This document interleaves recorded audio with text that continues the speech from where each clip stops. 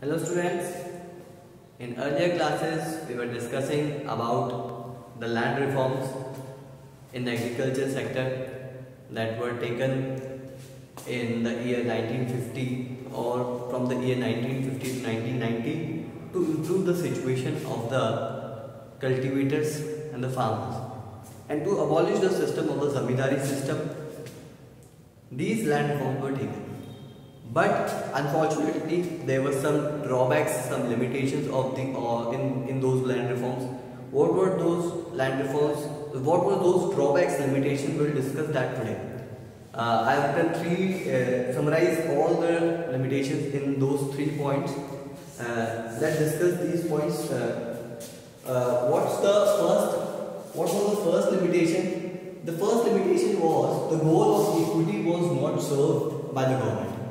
Government wanted to abolish the zamindari system, wanted to abolish that concentration of land in few hands. बहुत कम लोगों के पास बहुत ज़्यादा land थी, ऐसा गवर्नमेंट अबॉलिश करना चाह रही थी, इसे ख़त्म करना चाह रही थी, लेकिन वो हो नहीं पाया। ये इक्विटी का जो सबके पास थोड़ा थोड़ा हो जाए, लैंड बराबर हो जाए, ये जो गोल है वो उनका पूरा नहीं हो पाया। क्यों नहीं हो पाया?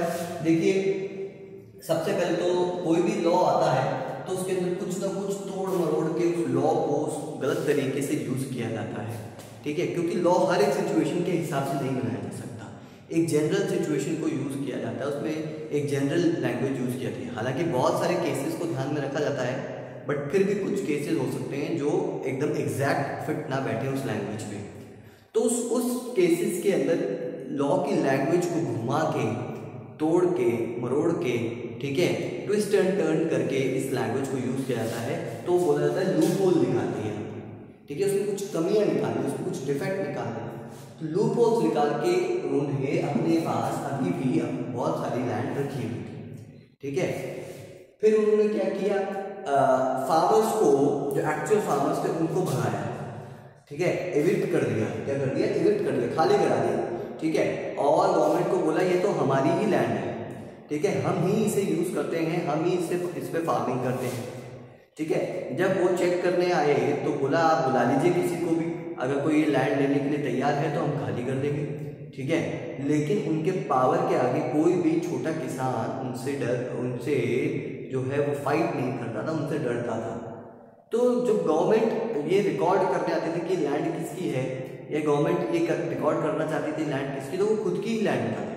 फार्मर्स को तो उन्होंने बाहर निकाल दिया था, इविक्ट कर दिया था, और फार्मर उनके अगेंस्ट फाइट भी नहीं कर पाते थे, ठीक है, डरते थे उनसे। उन्हीं के गांव के अंदर वो रहते हैं, उन्हीं के गांव के वो शुरुआत से बहुत सालों से वो रूल करते आए हैं, तो फार्मर इतनी आसानी से उनसे लड़ नहीं सकते थे, ठीक है। नेक्स्ट क्या है, मान लीजिए किसी फार्मर को लैंड मिल भी गई, ठीक है, बट वो फार्मर्स इतने ज़्यादा पुअर थे कि वो लैंड पे फार्मिंग करने के लिए जो भी रिसोर्सेज चाहिए, ठीक है, what ever the resources they needed they couldn't get it, वो ले ही नहीं सकते थे। उनके पास वो सीड्स खरीदने के पैसे, वो क्या कहते हैं, उस समय जो मान लीजिए बैल चाहिए थे ऑक्स फार्मिंग के लिए, जो एज ए ट्रैक्टर वर्क करते थे, वो खरीदने के पैसे, और भी कुछ फर्टिलाइजर्स खरीदने के पैसे, ये सब इनपुट्स खरीदने के पैसे उनके पास में नहीं थे।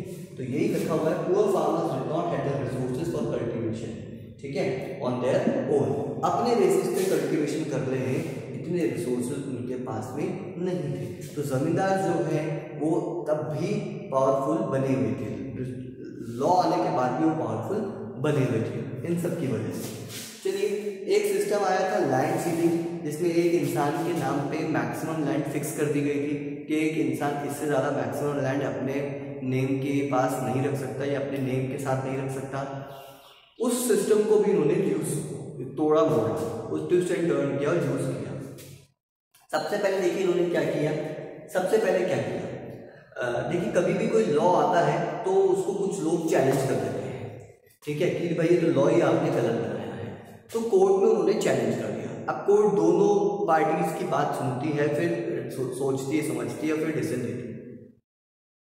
तो उन्होंने क्या किया, इस लॉ को इम्प्लीमेंट होने से पहले इसको कोर्ट में चैलेंज कर दिया, ठीक है, ताकि डिले हो सके। तो सबसे पहले उन्होंने डिले किया। अब डिले करने से क्या फायदा होगा, डिले करने से ये फायदा होगा कि इन्होंने उस डिले के अंदर, उस टाइम पीरियड के अंदर जितनी देर वो डिले हुआ उसमें लैंड को अपने रिलेटिव्स के नाम पे रजिस्टर कर लिया।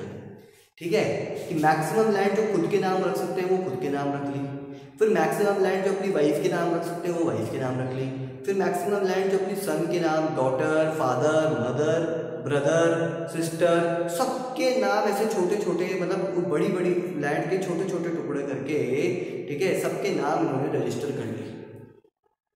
और जब गवर्नमेंट पूछने आती थी कि भाई आपने इतनी सारी लैंड क्यों ले रखी है, तो बोला मेरी ये लैंड नहीं है, तो मेरी वाइफ की है, मेरी नहीं। ठीक है, और ये वाली मेरे सन की, ये वाली मेरे डॉटर की है, ब्रदर की है, फादर की है, मदर की है। ठीक है, ऐसे लैंड ये इन्होंने सबको अलग अलग बांट दी और बोला लैंड सीलिंग के प्रोविजन से बचे। ठीक है, फिर ऐसे ही कुछ लूपहोल्स उन्होंने निकाले on loopholes to retain their land, और अपने पास में अपनी लैंड इन्होंने रिटेन यानी कि अपने पास में ही इन्होंने रखी। लूपहोल्स निकाल निकाल के इन्होंने अपनी लैंड को अपने पास से जाने नहीं दिया। चलिए, तो ये लैंड सीलिंग के अंदर इन्होंने लूपहोल्स निकाले। तीसरा क्या था, किसी भी लॉ, किसी भी चेंज को इम्प्लीमेंट करने के लिए जो एग्जीक्यूशन वाले लोग होते हैं, यानी कि गवर्नमेंट ऑफिशियल्स जो एक्चुअल में काम कर रहे हैं, वो पुलिस, ठीक है, ये सारे लोग बहुत इंपॉर्टेंट होते हैं। अगर ये सारे लोग अगर डेडिकेटेडली काम करेंगे तो कोई भी रूल अच्छे से इम्प्लीमेंट होने से रह नहीं पाएगा। मान लीजिए पुलिस अगर एकदम डेडिकेटेड होकर काम करने लग जाए, ठीक है, और एकदम किसी भी इंसान को छोड़े ना, ठीक है, तो क्या ऐसा हो सकता है कोई बिना हेलमेट पहने निकले? नहीं हो सकता। ठीक है, अगर पुलिस सबको स्ट्रिक्टली पकड़ने लग जाए, किसी की भी रिक्वेस्ट पे छोड़े ना, उन्हें सॉरी बोलने पे भी ना छोड़े, ठीक है, और फाइन ही करे, ठीक है, और किसी और तरीके से मतलब ब्राइब वगैरह लेके उनको छोड़े ना, ठीक है, फाइन ही करे उन्हें, तो स्ट्रिक्टनेस एक आएगी और लोग उस रूल को फॉलो करने लग जाएंगे। तो यही स्ट्रिक्टनेस चाहिए थी, यही डेडिकेशन चाहिए थी इस रूल को इम्प्लीमेंट करने में। बट अनफॉर्चुनेटली केरला और वेस्ट बंगाल ही दो ऐसे स्टेट थे जिन्होंने ये स्ट्रिक्टनेस इम्प्लीमेंट की, ये स्ट्रिक्टनेस, ये डेडिकेशन दिखाई और बोला नहीं, हम तो हमारे जो स्टेट्स हैं उसके छोटे छोटे जो लोग हैं, छोटे छोटे जो किसान हैं, उनको फ़ायदा देंगे, उनको अमीर बनाने में हेल्प करेंगे, या उनको इकोनॉमिकली फॉरवर्ड करने में हेल्प करेंगे। ये उन्होंने सोचा और ये उन्होंने हेल्प की। ठीक है, लेकिन बाकी जगह ऐसा नहीं था। केरला और वेस्ट बंगाल में देखिए एक सोशलिस्ट अप्रोच, एक कम्युनिस्ट अप्रोच चलती थी उस टाइम पे, कि कोई भी अमीर नहीं होना चाहिए, कोई भी गरीब नहीं होना चाहिए, सब बराबर होने चाहिए। यही वो दो स्टेट थे जो इस थिंकिंग के साथ सबसे ज़्यादा मैच करते थे और सबसे ज़्यादा बिलीव करते थे इस थिंकिंग में। इसीलिए इन्होंने जैसे ही गवर्नमेंट ऑफ इंडिया ने रूल ये सब पास किए तो उनको मिला कि ये सबसे अच्छा मौका है सबको बराबर करने का। तो इसलिए ये दो स्टेट तो बराबर इन रूल्स को इम्प्लीमेंट कर रहे थे, लेकिन बाकी स्टेट्स इतना ज़्यादा डेडिकेशन इसमें नहीं दिखा रहे थे। ऑब्वियसली ज़मींदार जो थे वो बड़े पावरफुल लोग थे, अपनी पावर का यूज़ कर रहे थे, ठीक है, करप्ट पॉलिटिशियंस को, करप्ट पुलिस ऑफिसर्स को यूज़ कर रहे थे, ठीक है, अपना पावर बनाए रखने के लिए, क्योंकि किसी को भी पसंद नहीं आएगा कि उसकी पावर उसके हाथ से चली जाए। तो ज़मींदार तो जनरेशन से, ठीक है, 50 साल, 100 साल, 150 साल उनकी जनरेशन से यही काम करता हुआ आया है, तो कैसे वो अपना पावर जाने देते हैं। क्लियर? तो okay, these were the loopholes, these were the demerits, ठीक है, in the land reforms which the government took। आप चाहें तो इसे नोट भी कर सकते हैं पूरे को, ठीक है। ये सारे loopholes उन्होंने निकाले और अपनी लैंड को अपने पास में रखने की कोशिश की। क्लियर? चलिए, इतना ही आज हम करेंगे। That's all for today. We'll continue in next class. Thank you.